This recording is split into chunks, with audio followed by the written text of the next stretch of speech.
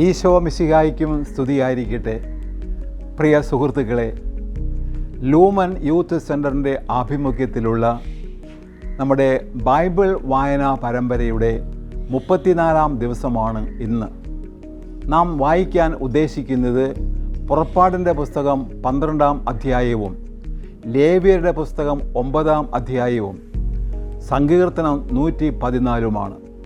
ഇതിൽ ആദ്യം നമ്മൾ വായിക്കുന്നത് പുറപ്പാടിൻ്റെ പുസ്തകം 12-ാം അധ്യായമാണ്. ഇത് പുറപ്പാടിൻ്റെ പുസ്തകത്തിലെ വളരെ പ്രാധാന്യമുള്ള ഒരു അധ്യായമാണ്. അല്പം ദൈർഘ്യമുള്ളതാണെങ്കിലും വിശേഷപ്പെട്ട ആശയങ്ങൾ ചേർത്ത് വച്ചിരിക്കുന്നത് ഈ അധ്യായത്തിലാണ്. പെസഹ ആചരണത്തെ പറ്റിയാണ് ഇതിൽ മുഴുവനും വിവരിച്ചിരിക്കുന്നത്. ആദ്യത്തെ പെസഹ ഈ ഭാഗത്ത് നമ്മൾ കാണുകയാണ്. ഈ പെസഹ എല്ലാ വർഷവും ആചരിക്കാൻ യഹൂദ വംശത്തെ ദൈവം പ്രത്യേകമായി പ്രേരിപ്പിക്കുന്നതും ഈ അധ്യായത്തിൽ തന്നെയാണ്. പെസഹ ആചരണത്തിൽ രണ്ട് പ്രധാനപ്പെട്ട കാര്യങ്ങളാണ്, വസ്തുക്കളാണ് അവർ ഭക്ഷിക്കേണ്ടത്. ഒന്ന് ആട്ടിൻകുട്ടിയെയും ഒപ്പം തന്നെ പുളിപ്പില്ലാത്ത അപ്പത്തെയും ഭക്ഷിക്കണം. എന്തിനു വേണ്ടിയാണ് ഈ ആട്ടിൻകുട്ടിയെ ഭക്ഷിക്കുന്നത്? അതിൻ്റെ രക്തമെടുത്ത് ഇസ്രായേൽക്കാരുടെ ഭവനങ്ങളിലെ കട്ടിളപ്പടിയിൽ തെളിക്കണം. ഇതൊരു അടയാളമായിരിക്കും.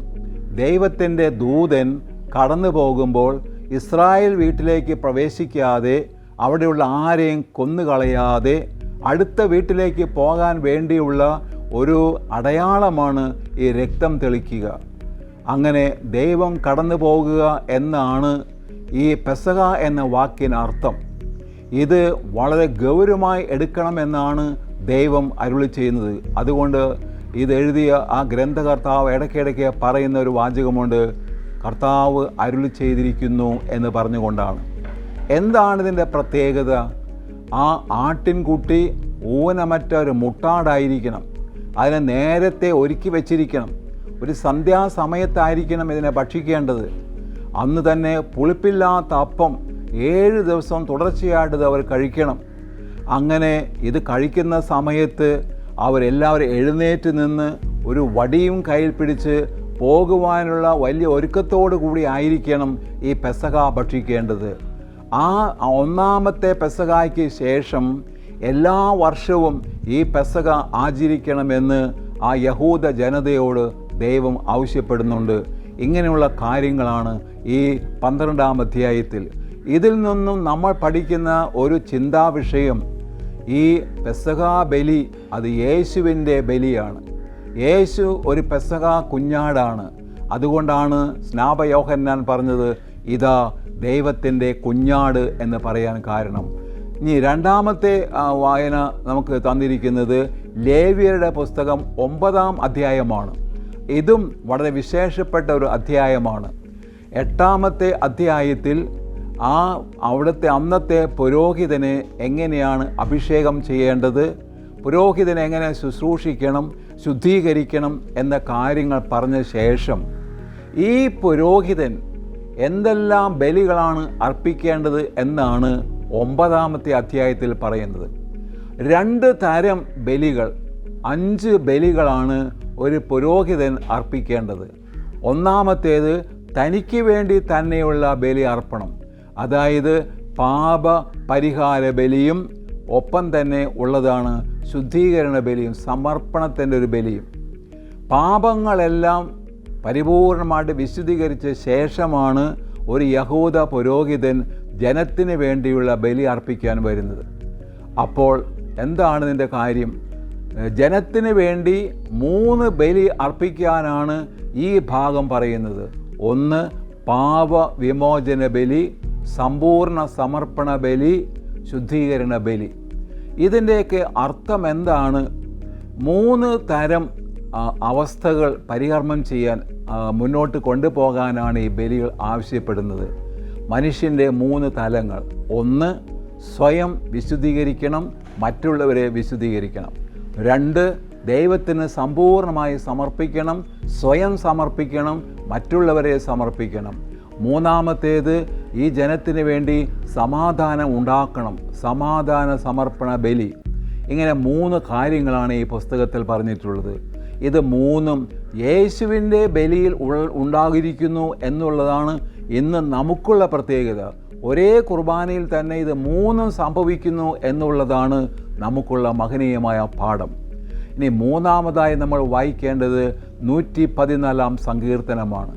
114 സങ്കീർത്തനം വളരെ ഹ്രസ്വമായ ഒരു സങ്കീർത്തനമാണെങ്കിലും അർത്ഥശേഷിയും പുഷ്ടിയുമുള്ള ഒരു സങ്കീർത്തനമാണ് അത്.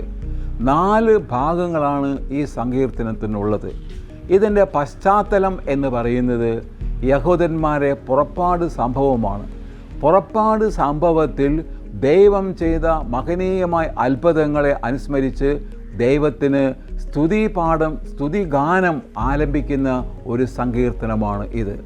ഇതിൽ 4 ഭാഗങ്ങൾ ഉള്ളതിൽ 1ാമത്തെ ഭാഗം ഇസ്രായേൽ ജനത്തിൻ്റെ ആദ്യത്തെ പുറപ്പാടും പിന്നീട് ഇസ്രായേൽ ജനത്തിൻ്റെ സംസ്ഥാപനവും, 2ാമത്തേത് ദൈവം ചെയ്ത മഹനീയമായ കാര്യങ്ങളും അത്ഭുതങ്ങളും, 3ാമത്തേത് ഇതിൻ്റെ വെളിച്ചത്തിൽ കവി ചോദിക്കുന്ന കുറേ ചോദ്യങ്ങളാണ്, 4ാമത്തെ ഭാഗം ഈ കവിയുടെ ചോദ്യങ്ങൾക്കുള്ള ഉത്തരവുമാണ്. അതുകൊണ്ട് ഇത് വളരെ വിശേഷപ്പെട്ട ഒരു സങ്കീർത്തനമാണ്. ഇതുവഴി ദൈവം ഇന്നും മനുഷ്യവംശത്തെ രൂപീകരിക്കുന്നു.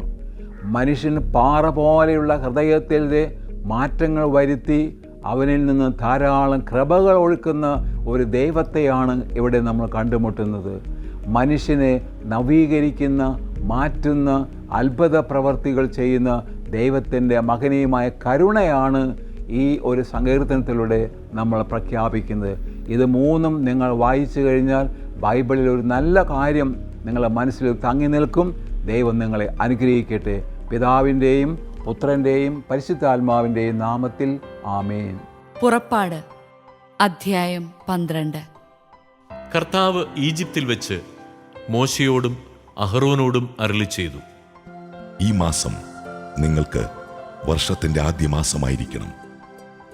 ഇസ്രായേൽ സമൂഹത്തോട് മുഴുവൻ പറയുവിൻ, ഈ മാസം 10ാം ദിവസം ഓരോ കുടുംബത്തലവനും ഓരോ ആട്ടിൻകുട്ടിയെ കരുതി വയ്ക്കണം.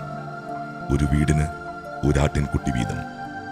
ഏതെങ്കിലും കുടുംബം ഒരാട്ടിൻകുട്ടിയെ മുഴുവൻ ഭക്ഷിക്കാൻ മാത്രം വലുതല്ലെങ്കിൽ ആളുകളുടെ എണ്ണം നോക്കി അയൽ കുടുംബത്തെയും പങ്കുചേർക്കട്ടെ. ഭക്ഷിക്കാനുള്ള കഴിവ് പരിഗണിച്ചു വേണം ഒരാടിനു വേണ്ട ആളുകളുടെ എണ്ണം നിശ്ചയിക്കാൻ. കോലാടുകളിൽ നിന്നോ ചെമ്മരിയാടുകളിൽ നിന്നോ ആട്ടിൻകുട്ടിയെ തിരഞ്ഞെടുത്തുകൊള്ളുക. എന്നാൽ അത് ഒരു വയസ്സുള്ളതും ഊനമറ്റതുമായ മുട്ടാടായിരിക്കണം.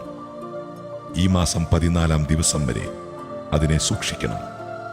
ഇസ്രായേൽ സമൂഹം മുഴുവൻ തങ്ങളുടെ ആട്ടിൻകുട്ടികളെ അന്ന് സന്ധ്യയ്ക്ക് കൊല്ലണം.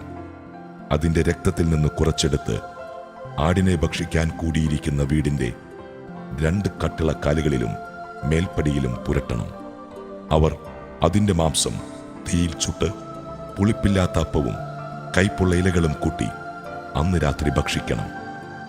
ചുട്ടല്ലാതെ പച്ചയായോ വെള്ളത്തിൽ വേവിച്ചോ ഭക്ഷിക്കരുത്. അതിനെ മുഴുവനും തലയും കാലും ഉൾഭാഗവുമടക്കം ചുട്ട് ഭക്ഷിക്കണം. പ്രഭാതമാകുമ്പോൾ അതിൽ യാതൊന്നും അവശേഷിക്കരുത്. എന്തെങ്കിലും മിച്ചം വന്നാൽ തീയിൽ ദഹിപ്പിക്കണം. ഇപ്രകാരമാണ് അത് ഭക്ഷിക്കേണ്ടത്. അരമുറുക്കി ചെരുപ്പുകളണിഞ്ഞ് വടി കയ്യിലേന്തി തിടുക്കത്തിൽ ഭക്ഷിക്കണം. കാരണം അത് കർത്താവിൻ്റെ പെസഹായാണ്. ആ രാത്രി ഞാൻ ഈജിപ്തിലൂടെ കടന്നു പോകും. ഈജിപ്തിലെ മനുഷ്യരുടെയും മൃഗങ്ങളുടെയും ആദിജാതരെയെല്ലാം ഞാൻ സംഹരിക്കും. ഈജിപ്തിലെ ദേവന്മാർക്കെല്ലാം എതിരായി ഞാൻ ശിക്ഷാവിധി നടത്തും. ഞാനാണ് കർത്താവ്. കട്ടിളയിലുള്ള രക്തം നിങ്ങൾ ആ വീട്ടിൽ താമസിക്കുന്നുവെന്നതിൻ്റെ അടയാളമായിരിക്കും. അത് കാണുമ്പോൾ ഞാൻ നിങ്ങളെ കടന്നുപോകും. ഞാൻ ഈജിപ്തിനെ പ്രഹരിക്കുമ്പോൾ ആ ശിക്ഷ നിങ്ങളെ ബാധിക്കുകയില്ല. ഈ ദിവസം നിങ്ങൾക്ക് ഒരു സ്മരണാദിനമായിരിക്കട്ടെ. ഇത് തലമുറ തോറും കർത്താവിൻ്റെ തിരുനാളായി നിങ്ങൾ ആചരിക്കണം. ഇത് നിങ്ങൾക്ക് എന്നേക്കും ഒരു കൽപ്പനയായിരിക്കും. നിങ്ങൾ 7 ദിവസം പുളിപ്പില്ലാത്ത അപ്പം ഭക്ഷിക്കണം. 1-ാം ദിവസം തന്നെ നിങ്ങളുടെ വീടുകളിൽ നിന്ന് പുളിമാവ് നീക്കം ചെയ്യണം. 1 മുതൽ 7 വരെയുള്ള ദിവസങ്ങളിൽ ആരെങ്കിലും പുളിച്ച അപ്പം ഭക്ഷിച്ചാൽ അവൻ ഇസ്രായേലിൽ നിന്ന് വിച്ഛേദിക്കപ്പെടണം. 1-ാം ദിവസവും 7-ാം ദിവസവും നിങ്ങൾ വിശുദ്ധ സമ്മേളനം വിളിച്ചുകൂട്ടണം. ആ ദിവസങ്ങളിൽ വേല ചെയ്യരുത്, എന്നാൽ ഭക്ഷിക്കാനുള്ളത് പാകം ചെയ്യാം. പുളിപ്പില്ലാത്ത അപ്പത്തിന്റെ തിരുനാൾ നിങ്ങൾ ആചരിക്കണം. കാരണം ഈ ദിവസമാണ് ഞാൻ നിങ്ങളുടെ വ്യൂഹങ്ങളെ ഈജിപ്തിൽ നിന്ന് പുറത്തു കൊണ്ടുവന്നത്. നിങ്ങൾ തലമുറ തോറും ഈ ദിവസം ആചരിക്കണം.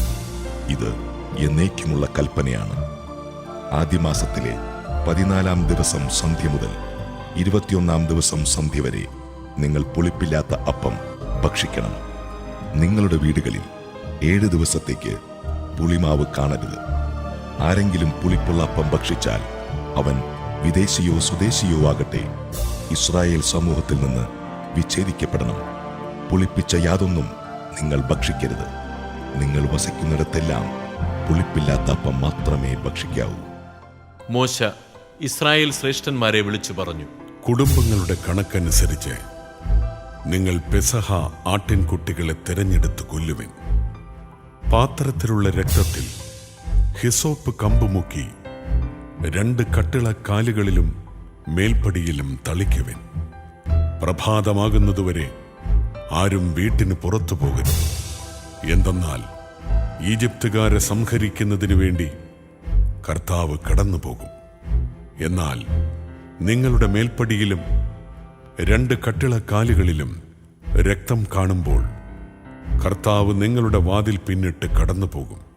സംഹാരദൂതൻ നിങ്ങളുടെ വീടുകളിൽ പ്രവേശിച്ച് നിങ്ങളെ വധിക്കാൻ അവിടുന്ന് അനുവദിക്കുകയില്ല.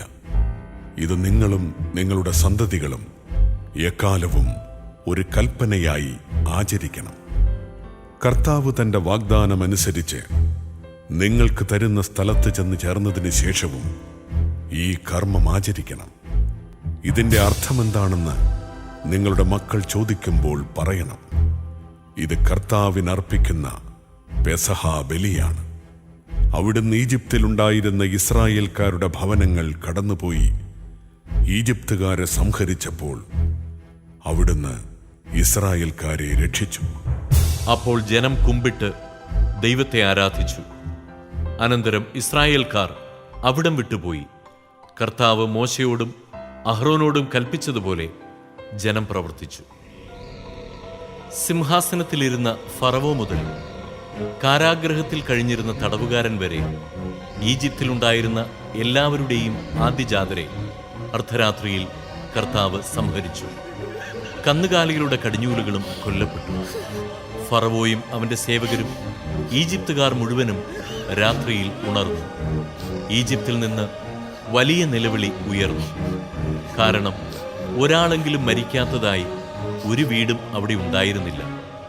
ഫറവോ രാത്രിയിൽ തന്നെ മോശയെയും അഹ്റോനെയും വിളിച്ചു പറഞ്ഞു, നിങ്ങൾ എൻ്റെ ജനത്തിൻ്റെ ഇടയിൽ നിന്ന് പോകുവിൻ.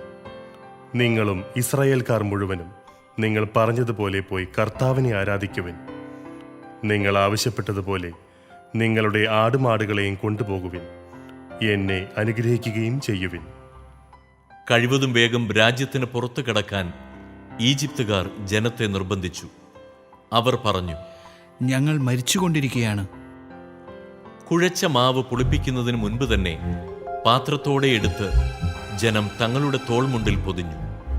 മോശ പറഞ്ഞതുപോലെ ഇസ്രായേൽക്കാർ പ്രവർത്തിച്ചു. അവർ ഈജിപ്തുകാരോട് പൊന്നും വെള്ളിയും കൊണ്ടുള്ള ആഭരണങ്ങളും വസ്ത്രങ്ങളും ചോദിച്ചു. കർത്താവ് ഈജിപ്തുകാർക്ക് ഇസ്രായേൽക്കാരോട് ആദരം തോന്നിച്ചതിനാൽ അവർ ചോദിച്ചതൊക്കെ ഈജിപ്തുകാർ കൊടുത്തു. അങ്ങനെ അവർ ഈജിപ്തുകാരെ കൊള്ളയടിച്ചു. ഇസ്രായേൽക്കാർ റംസേസിൽ നിന്ന് സുക്കോത്തിലേക്ക് കാൽനടയായി യാത്ര തിരിച്ചു. അവർ സ്ത്രീകളെയും കുട്ടികളെയും കൂടാതെ ഏകദേശം 6 ലക്ഷം പുരുഷന്മാരുണ്ടായിരുന്നു. ഇതര വിഭാഗത്തിൽപ്പെട്ട വലിയൊരു ജനസമൂഹവും അവരോടൊപ്പം പുറപ്പെട്ടു. വളരെ ആടുകളും കന്നുകാലികളും അവരോടുകൂടി ഉണ്ടായിരുന്നു. ഈജിപ്തിൽ നിന്ന് കൊണ്ടുപോകുന്ന മാവ് പുളിപ്പിക്കാത്തതായിരുന്നതിനാൽ അവർ പുളിപ്പില്ലാത്ത അപ്പം ചുട്ടു. തിടുക്കത്തിൽ പുറത്താക്കപ്പെട്ടതിനാൽ യാത്രയ്ക്കായി ആഹാരമൊരുക്കാൻ അവർക്ക് സമയം ലഭിച്ചില്ല. ഇസ്രായേൽക്കാരുടെ ഈജിപ്തിലെ വാസകാലം 430 വർഷമായിരുന്നു. 430 വത്സരം പൂർത്തിയായ അന്ന് തന്നെ കർത്താവിൻ്റെ ജനസമൂഹം മുഴുവൻ ഈജിപ്തിൽ നിന്ന് പുറപ്പെട്ടു. അവരെ ഈജിപ്തിൽ നിന്ന് പുറത്തു കൊണ്ടുവരാൻ വേണ്ടി കർത്താവ് ജാഗ്രതായി വർത്തിച്ച രാത്രിയാണത്. അക്കാരണത്താൽ തലമുറ തോറും ഇസ്രായേൽക്കാർ ഉറക്കമിളച്ചിരുന്ന് ആ രാത്രി കർത്താവിൻ്റെ ബഹുമാനാർത്ഥം ആചരിക്കണം. കർത്താവ് മോശയോടും അഹറോനോടും അരുളി ചെയ്തു, പെസഹ ആചരിക്കേണ്ട ചട്ടം ഇതാണ്. പരദേശിയായ ഒരുവനും പെസഹ ഭക്ഷിക്കരുത്.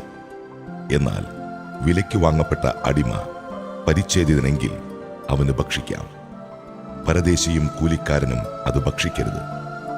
പാകം ചെയ്ത വീട്ടിൽ വെച്ച് തന്നെ പെസഹ ഭക്ഷിക്കണം. മാംസത്തിൽ നിന്ന് അല്പം പോലും പുറത്തു കൊണ്ടുപോകരുത്. ആടിന്റെ അസ്ഥിയൊന്നും ഒടിക്കുകയുമരുത്. ഇസ്രായേൽ സമൂഹം മുഴുവൻ ഇതാചരിക്കണം. നിങ്ങളുടെ ഇടയിൽ പാർക്കുന്ന പരദേശി കർത്താവിന്റെ പെസഹ ആചരിക്കാൻ ആഗ്രഹിക്കുന്നെങ്കിൽ അവന്റെ വീട്ടിലുള്ള പുരുഷന്മാരെല്ലാവരും പരിച്ഛേദനം സ്വീകരിക്കണം. അതിനുശേഷം പെസഹ ആചരിക്കാം. അപ്പോൾ അവൻ സ്വദേശിയെ പോലെയാണ്. അപരിച്ഛേദിതരാരും പെസഹ ഭക്ഷിക്കരുത്. സ്വദേശിക്കും നിങ്ങളുടെ ഇടയിൽ പാർക്കുന്ന പരദേശിക്കും ഒരു നിയമമേ ഉണ്ടാകാവൂ. ഇസ്രായേൽക്കാർ എല്ലാവരും അപ്രകാരം പ്രവർത്തിച്ചു. കർത്താവ് മോശയോടും അഹ്റോനോടും പറഞ്ഞതുപോലെ അവർ ചെയ്തു. ആ ദിവസം തന്നെ കർത്താവ് ഇസ്രായേൽ ജനത്തെ നിരനിരയായി ഈജിപ്തിൽ നിന്ന് പുറത്തേക്ക് കൊണ്ടുവന്നു. അധ്യായം 9. 8-ാം ദിവസം മോശ അഹ്റോനെയും പുത്രന്മാരെയും ഇസ്രായേലിലെ ശ്രേഷ്ഠന്മാരെയും വിളിച്ചു. അവൻ അഹ്റോനോട് പറഞ്ഞു, പാപപരിഹാര ബലിക്കായി ഊനമറ്റ ഒരു കാളക്കുട്ടിയെയും ദഹനബലിക്കായി ഊനമറ്റ ഒരു മുട്ടാടിനെയും കർത്താവിന്റെ മുൻപിൽ സമർപ്പിക്കണം. ഇസ്രായേൽ ജനത്തോട് പറയുക, പാപപരിഹാര ബലിക്കായി ഒരു കോലാട്ടിൻ മുട്ടനെയും ദഹനബലിക്കായി 1 വയസ്സുള്ളതും ഊനമറ്റതുമായ ഒരു കാളക്കുട്ടിയെയും ഒരു ചെമ്മരിയാടിനെയും, സമാധാന ബലിക്കായി ഒരു കാളയെയും ഒരു മുട്ടാടിനെയും കർത്താവിന്റെ മുൻപിൽ ബലിയർപ്പിക്കാൻ കൊണ്ടുവരുവൻ. എണ്ണ ചേർത്തൊരു ധാന്യബലിയും അർപ്പിക്കുവൻ. എന്തെന്നാൽ കർത്താവ് ഇന്ന് നിങ്ങൾക്ക് പ്രത്യക്ഷപ്പെടും. മോശ ആവശ്യപ്പെട്ടതെല്ലാം അവർ സമാഗമ കൂടാരത്തിന്റെ വാതിൽക്കൽ കൊണ്ടുവന്നു. സമൂഹം മുഴുവൻ അടുത്തുവന്ന് കർത്താവിന്റെ സന്നിധിയിൽ നിലകൊണ്ടു. അപ്പോൾ മോശ പറഞ്ഞു, നിങ്ങൾ ചെയ്യണമെന്ന് കർത്താവ് കൽപ്പിച്ച കാര്യമിതാണ്. കർത്താവിന്റെ മഹത്വം നിങ്ങൾക്ക് പ്രത്യക്ഷപ്പെടും. മോശ അഹ്റോനോട് പറഞ്ഞു, ബലിപീഠത്തിങ്കിലേക്ക് വന്ന് നിന്റെ പാപപരിഹാര ബലിയും ദഹനബലിയും അർപ്പിക്കുക. അങ്ങനെ നിനക്കും ജനങ്ങൾക്കുമായി പാപപരിഹാരം ചെയ്യുക. ജനങ്ങളുടെ കാഴ്ചകൾ സമർപ്പിച്ച് അവർക്ക് വേണ്ടി പാപപരിഹാരം ചെയ്യുക. ഇങ്ങനെയാണ് കർത്താവ് കൽപ്പിച്ചിരിക്കുന്നത്. അഹ്റോൻ ബലിപീഠത്തെ സമീപിച്ച് തന്റെ പാപപരിഹാര ബലിക്കുള്ള കാളക്കുട്ടിയെ കൊന്നു. അഹ്റോന്റെ പുത്രന്മാർ അതിന്റെ രക്തം അവന്റെ മുൻപിൽ കൊണ്ടുവന്നു. അവൻ വിരൽ രക്തത്തിൽ മുക്കി ബലിപീഠത്തിന്റെ കൊമ്പുകളിൽ പുരട്ടി. ശേഷിച്ച രക്തം ബലിപീഠത്തിന് ചുറ്റുമൊഴിച്ചു. കർത്താവ് മോശയോട് കൽപ്പിച്ചിരുന്നതുപോലെ ബലിമൃഗത്തിന്റെ മേധസ്സും വൃക്കകളും കരളിനു മുകളിലുള്ള നെയ്വലയും ബലിപീഠത്തിൽ വെച്ച് ദഹിപ്പിച്ചു. മാംസവും തോലും പാളയത്തിന് വെളിയിൽ വെച്ച് അഗ്നിയിൽ ദഹിപ്പിച്ചു. അഹ്റോൻ ദഹനബലിക്കുള്ള മൃഗത്തെയും കൊന്നു. അവന്റെ പുത്രന്മാർ അതിന്റെ രക്തം അവന്റെ അടുക്കൽ കൊണ്ടുവന്നു. അവനത് ബലിപീഠത്തിന് ചുറ്റും തളിച്ചു. ദഹനബലിമൃഗത്തിന്റെ കഷണങ്ങളും തലയും അവർ അവന്റെ അടുത്ത് കൊണ്ടുവന്നു. അവനത് ബലിപീഠത്തിൽ വെച്ച് ദഹിപ്പിച്ചു. അതിന്റെ ആന്തരികാവയവങ്ങളും കാലുകളും കഴുകി അതിനോടൊപ്പം ബലിപീഠത്തിൽ വെച്ച് ദഹിപ്പിച്ചു. അതിനുശേഷം അവൻ ജനങ്ങളുടെ കാഴ്ച സമർപ്പിച്ചു. പാപപരിഹാര ബലിയായി അവർക്ക് വേണ്ടി ഒരു കോലാടിനെ കൊണ്ടുവന്ന് കൊന്നു. അതിനെ ആദ്യത്തേതിനെ പോലെ അർപ്പിച്ചു. അനന്തരം ദഹനബലി വസ്തു കൊണ്ടുവന്ന് വിധിപ്രകാരം സമർപ്പിച്ചു. പ്രഭാതത്തിലെ ദഹനബലിക്ക് പുറമെ ധാന്യബലിയും സമർപ്പിച്ചു. അതിൽ നിന്ന് ഒരു കൈനിറയെ എടുത്ത് ബലിപീഠത്തിൽ വെച്ച് ദഹിപ്പിച്ചു. അഹ്റോൻ ജനങ്ങൾക്കു വേണ്ടി സമാധാന ബലിയായി കാളയെയും മുട്ടാടിനെയും കൊന്നു. പുത്രന്മാർ അതിൻ്റെ രക്തം അവൻ്റെ അടുക്കൽ കൊണ്ടുവന്നു. അവനത് ബലിപീഠത്തിന് ചുറ്റും തളിച്ചു. അവർ കാളയുടെയും മുട്ടാടിൻ്റെയും കൊഴുത്തവാലും ആന്തരികാവയവങ്ങളെ പൊതിഞ്ഞുള്ള മേധസ്സും വൃക്കകളും കരളിന്മേലുള്ള നെയ്വലയും എടുത്തു. അവർ മേധസ് മൃഗങ്ങളുടെ നെഞ്ചിനു മീതെ വെച്ചു. അവൻ മേധസ് ബലിപീഠത്തിൽ വെച്ച് ദഹിപ്പിച്ചു. മോശ കൽപ്പിച്ചിരുന്നതുപോലെ നെഞ്ചും വലത്തെ കുറകും അഹരോൻ കർത്താവിൻ്റെ സന്നിധിയിൽ നീരാജനം ചെയ്തു. അതിനുശേഷം അഹരോൻ ജനത്തിൻ്റെ നേരെ കൈകൾ ഉയർത്തി അവരെ അനുഗ്രഹിച്ചു. പാപപരിഹാര ബലിയും ദഹനബലിയും സമാധാന ബലിയും അർപ്പിച്ചതിനു ശേഷം അവൻ ഇറങ്ങി വന്നു. മോശയും അഹരോനും സമാഗമ കൂടാരത്തിൽ പ്രവേശിച്ചു. പുറത്തിറങ്ങി വന്ന് അവർ ജനത്തെ ആശീർവദിച്ചു. അപ്പോൾ കർത്താവിൻ്റെ മഹത്വം ജനത്തിന് പ്രത്യക്ഷമായി. കർത്താവിൻ്റെ സന്നിധിയിൽ നിന്ന് അഗ്നി പുറപ്പെട്ട് ബലിപീഠത്തിലിരുന്ന ദഹനബലിയും മേധസ്സും ദഹിപ്പിച്ചു. ഇത് കണ്ടപ്പോൾ ജനമെല്ലാം ആർത്തു വിളിച്ച് സാഷ്ടാംഗം വീണു. ഇസ്രായേലിനോടുള്ള കർത്താവിന്റെ ഊഷ്മള സ്നേഹം മൂലമാണ് ചെങ്കടൽ പിളർന്നതും ജോർദാൻ പിൻവാങ്ങിയതും. ഇസ്രായേലിന്റെ കർത്തൃബന്ധം ഭൂമിയെ വിറപ്പിക്കാൻ പര്യാപ്തമാണ്. 114 സങ്കീർത്തനം ആലപിച്ച് ദൈവസ്നേഹം അയവിറക്കാം.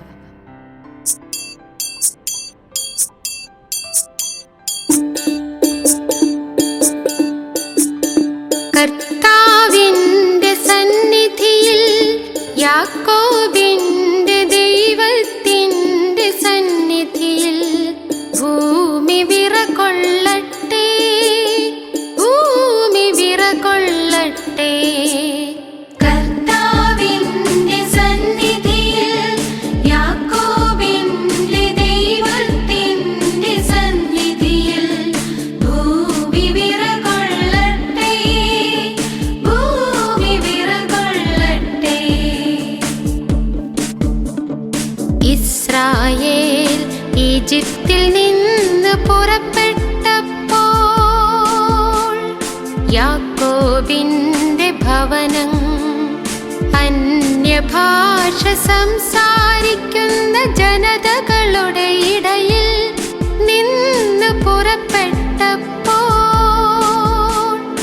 യൂദാവിടുത്തെ വിശുദ്ധ മന്ദിരവും ഇസ്രായേലവിടുത്തെ